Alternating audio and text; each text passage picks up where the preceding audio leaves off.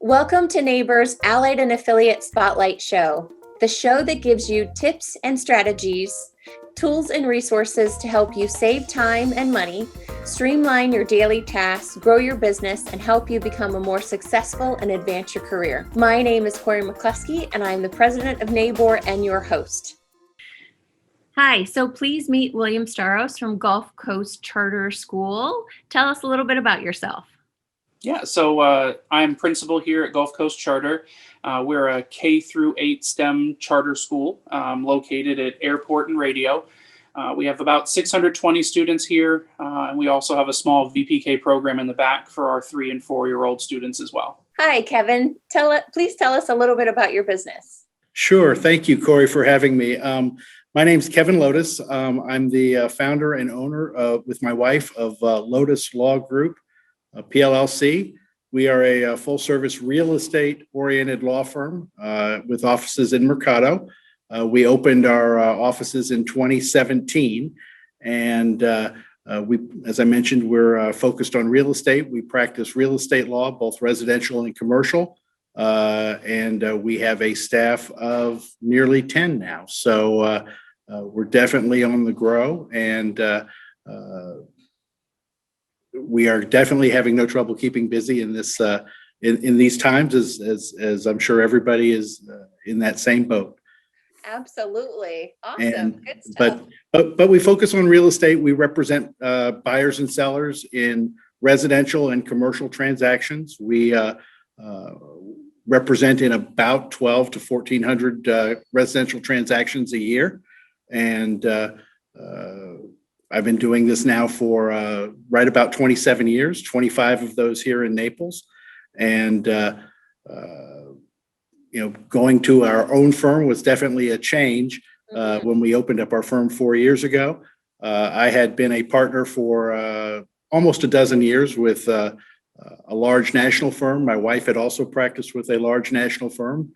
But as our kids got older, the opportunity came where we could both open up the firm, and we've just enjoyed every second of it. It really is a joy to do what you enjoy doing every day. So how can what you're offering here be helpful to our members at the Naples Area Board of Realtors? Yeah, so a couple of years ago, we got involved in NABOR really because realtors are the front line for new community members. So this we felt was a good opportunity for us to engage with potential clients or students. And the easiest way to do that is through their families. And who better than those that are purchasing houses or moving or looking for information on a new area. And charter schools are run differently all over the nation. So having a charter school that's within NABOR really gives an opportunity for parents to engage with their educational choices within the area. I know you specifically work with realtors and buyers and sellers and real estate law. So what makes you unique? I would say that what makes our practice unique is the attention that we put into every transaction. We remember that while those of us who are real estate professionals, whether they're realtors or real estate lawyers or others, do this every day, but our buyers and sellers don't. And they might do this 3 or 4 or 10 times in a lifetime. But in Naples, it's even more, it seems as if it's even more than that. People come to Naples from all over the country, from all over the world, and they, this is what they've been saving for. This is where they want to retire and have their grandchildren and families come down. This is not just another home purchase, but it's crucially important to our buyers and sellers. And you try to put yourself in that client's, that whether they're a buyer or seller, in their position as if it's going to be my own home, or if my home was being sold, what kind of attention would I want paid to it, and attention to detail with it. You take that attitude, that mindset, and you pair it with expertise on the contract, the NABOR contract, the FAR-BAR contract, and expertise as a real estate lawyer in general. I'm a board certified real estate lawyer, as designated by the Florida Bar, and have been since 2003. I take a lot of pride in that because that is the product of not just testing, but peer review and peer evaluation as well. And but the most important thing I think we bring to the table is experience and expertise.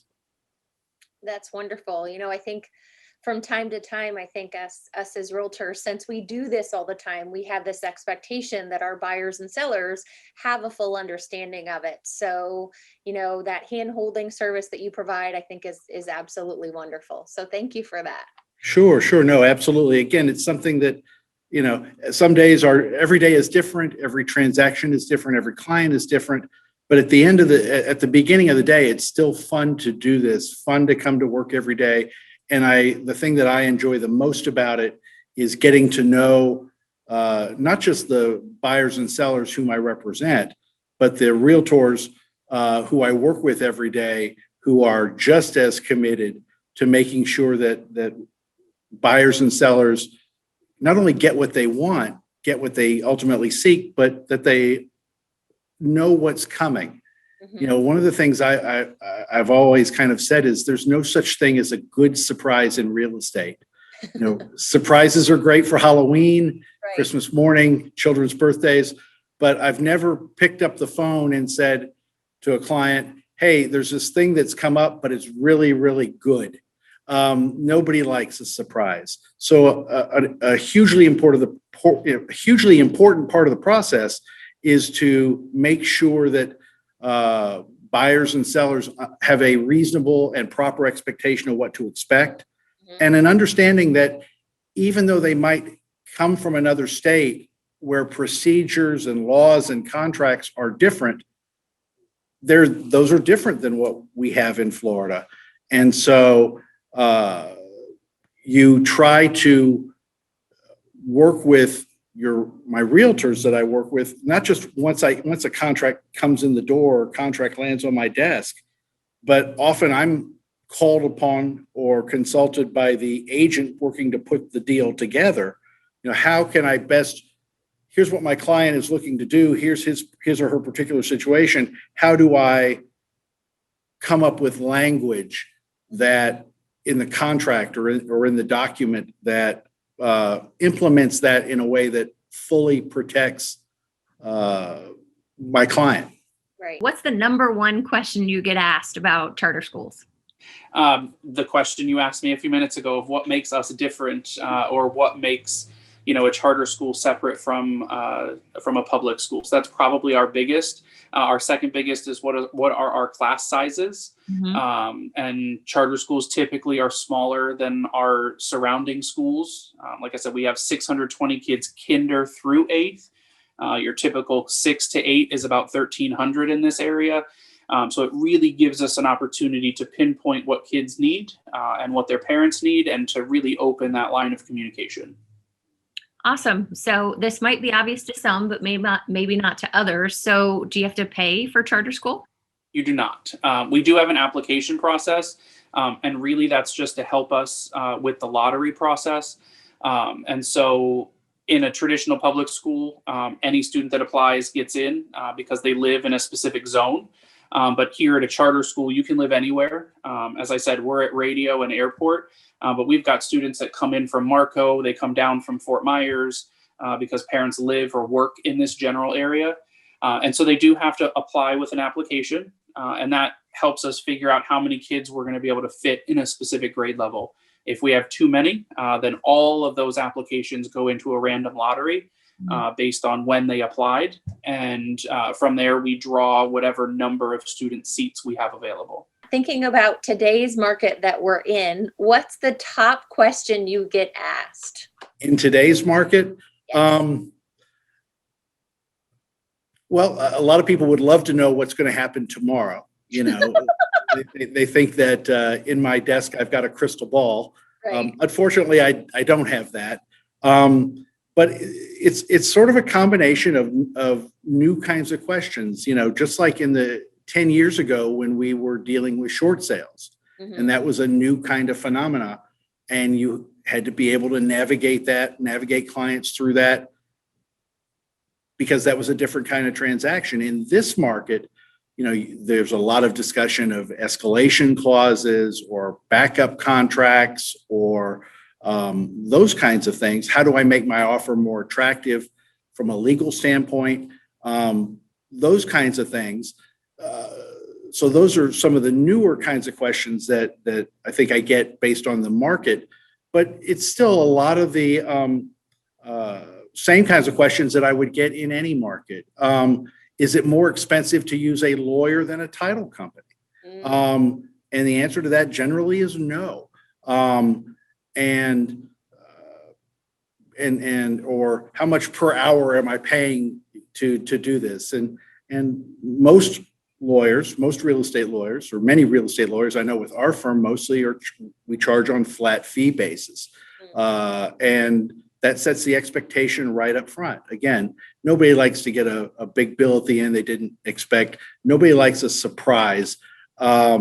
It's about not just answering questions and addressing needs as they come up, but it's about anticipating, what is, sometimes I'll think of it as preparing for all of the bad things that might happen and making darn sure through the language and through everything else that those things don't happen, because this really is the most important purchase that anybody's making. In terms of other questions, how can I best protect myself? How is this different from what I might be used to? How do the inspections work? How does the financing provisions work? How does one form of document differ from another? So it's not just, the questions come from all over the place, and you stay on top of those by just working with people. I spend 80% of my time on the day either in meetings with clients or realtors or on the phone with clients and realtors. And every situation is different. And you pay attention and you listen more than you talk. And I think that's how you can create the best results for your client. And treat every deal like it's your own money at stake, like it's your own home being sold.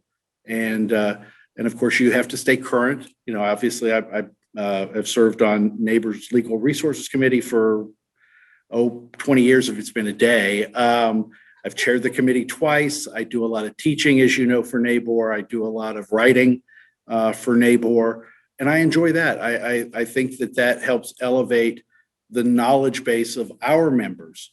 And, because we are a trade organization designed, whose purpose is, or one of its primary purposes is to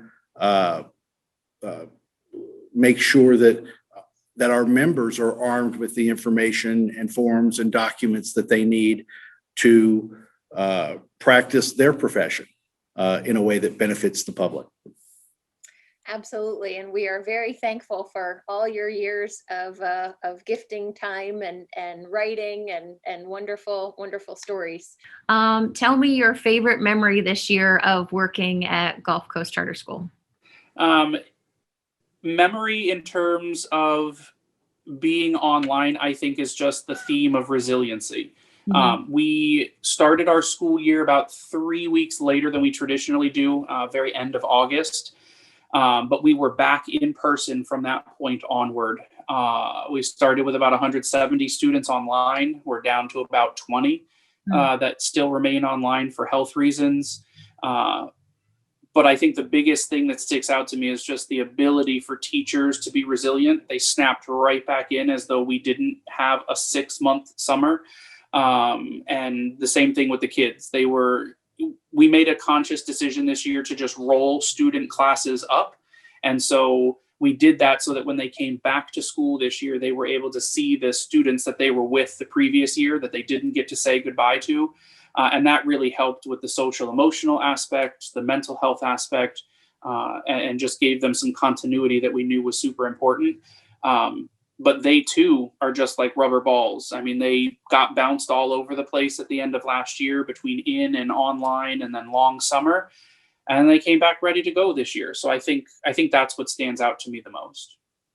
Awesome. Is there anything else you want to tell people that might be listening? We still are enrolling. We have a good number of seats available in kindergarten, and we know that a lot of our parents in the area forewent the kindergarten year. They could either start their kids at 5 or start their kids at 6, and so we welcome all of those families that waited that extra year because of COVID to give us a shot. Bring your kids in for a good hands-on learning experience, where they're going to be able to use what they learn, not just learn what they learn. And we do tours every day of the week at noon. And so you guys, anybody out there can visit our website at gccas.org and schedule a personalized tour with either myself or our assistant principal. Awesome. Well, this is very cool. I learned something new today. I mean, all of our kids are really successful. I know that probably goes without saying. Because we're so new, we started originally as a K-5 and then added 6, 7, 8 the next couple of years. And so our real first 8th grade class will just be graduating this current school year. So in terms of seeing colleges and things like that, we're on the precipice of being able to see that success pay off.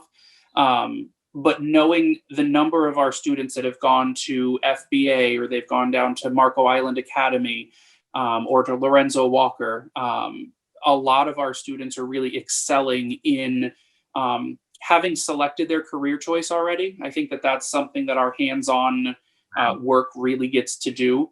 And so it saves that transitional time when they first get to high school, trying to figure out what they want to do.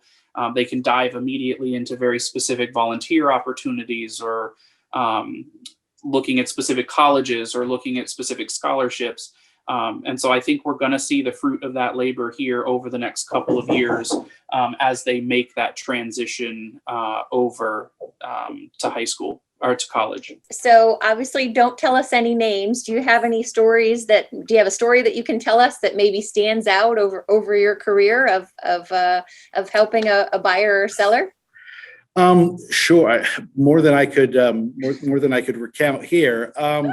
But you know, in this market, or in any market, I guess, you know, you learn to anticipate that in every deal, if a seller puts their property on the MLS and an hour later has 5 offers all over asking price, and goes under contract, you know, there's going to be a natural human emotion of seller's remorse. Oh my goodness, maybe I sold it for too little. Or if I'm a buyer and I just bought the property for half of what it was listed for, you know, made the deal of the century for myself as a buyer. There's still going to be that natural human emotion that will come up at some point, fairly shortly thereafter, of buyer's remorse. Oh my goodness, you know, I got this great price. What's wrong with the property? Or maybe I could have gotten it for even less. And as a lawyer, even though it has nothing to do with the law, to be able to anticipate that every transaction is going to have that little inkling of buyer's remorse or seller's remorse and how to deal with that in a way that makes people feel comfortable, that makes people feel pleased with their property or their selection. You know, those are, you know, you're always working through those stories and experiences with clients. Yep, absolutely. Well, that is just wonderful. Kevin, any final words as we're moving through today, or thank you so much for your time? No, I would just say that and encourage membership to continue to make use of the educational resources that NABOR has to offer. That it is important for your buyers and sellers to have legal representation. And that's really the difference. It's about representing somebody. It's about doing things that only a lawyer can do. And,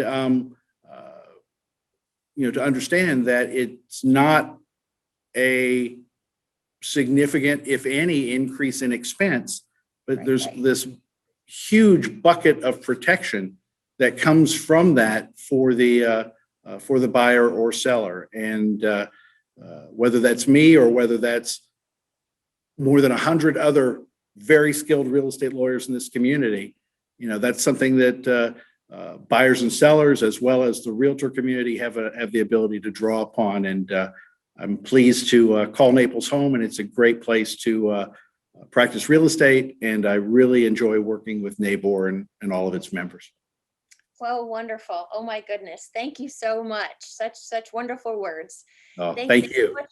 Do you so, and you might have mentioned this, but I could have glanced over it when you were saying, but do you have openings in every grade coming into next year? Yeah, we do have openings in every grade level, kindergarten all the way through 8th grade. I mentioned kinder just because there's so many kinder parents out there that did forego that year. But we've got a few seats available in different grade levels, specifically kinder, 2nd, 4th, and middle school, I think, are our biggest sets of openings. But yeah, we accept all student applications. As with anything, people transition out over the summer because they move or, jobs and things like that. So we'll take as many applications as we possibly can. And if there's too many openings, we'll take them all. If there's not enough, then we will run the lottery over the course of the summer. Awesome. Well, thank you very much. Absolutely. All right. Well, thank you, William, for sharing the benefits of Gulf Coast Charter School with our Awesome. members. We appreciate your time today, and we hope you have a wonderful rest of your day. Absolutely. You guys too. Thank you. Take care. All right. Have Bye-bye. a good one. Bye.